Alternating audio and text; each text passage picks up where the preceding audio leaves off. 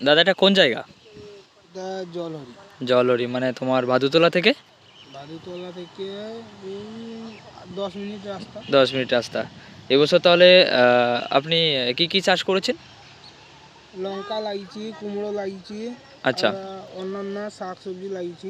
আচ্ছা, এই এই যে লঙ্কা গাছটা আপনি বলছিলেন আপনাকে আমাকে কিছু সমস্যা আপনার ক্ষেত্রে, এই লঙ্কা গাছটা দেখে কি কি সমস্যা মনে হচ্ছে?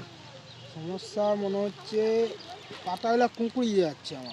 আর পাতা কুঁকড়িয়ে যাচ্ছে, গাছ বাড়ছে নি, গাছের বয়স হয়ে গেছে, গাছ বাড়ছে নি। আচ্ছা ওই গাছটা বাড়াতে গেলে আমাকে সার ওষুধ প্রয়োজন। আচ্ছা, তো দাদার এই সমস্যা দেখে মানে গাছগুলো দেখছি, মানে গাছগুলো কিন্তু বয়স অনেক কিন্তু সেভাবে বাড়িনি এখনো অবধি।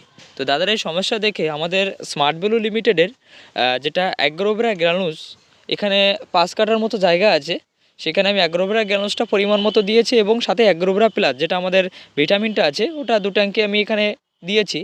দেওয়ার পরে সেটা 1 সপ্তাহ পরে বোঝা যাবে যে গাছের পরিবর্তন কতটা কি হয়েছে। দাদা আপনার সাথে তো আগে কথা বলেছিলাম এবং এবছর আপনি বলছিলেন লঙ্কা চাষ করেছিলেন। তো লঙ্কা গাছের যখন প্রথমে এসেছিলাম আপনার এখানে বলছিলেন যে গাছের প্রবলেমগুলো, তো সেই পরিস্থিতি দেখে আমরা আমাদের স্মার্ট ভ্যালু লিমিটেডে তোমাকে একটা অ্যাগ্রোভেরা গ্রানুস কালো সার দিয়েছিলাম তো পরিমাণ মতন। তো দেওয়ার পরে কতটা কি কাজ হয়েছে? না, ভালো কাজ। ভালো কাজ হয়েছে, মানে গাছটা যেটা বসেছিল সেটা কিন্তু পরিবর্তন পরিবর্তন হয়েছে এবং পাশ কাঠিগুলো কেমন ছেড়েছে?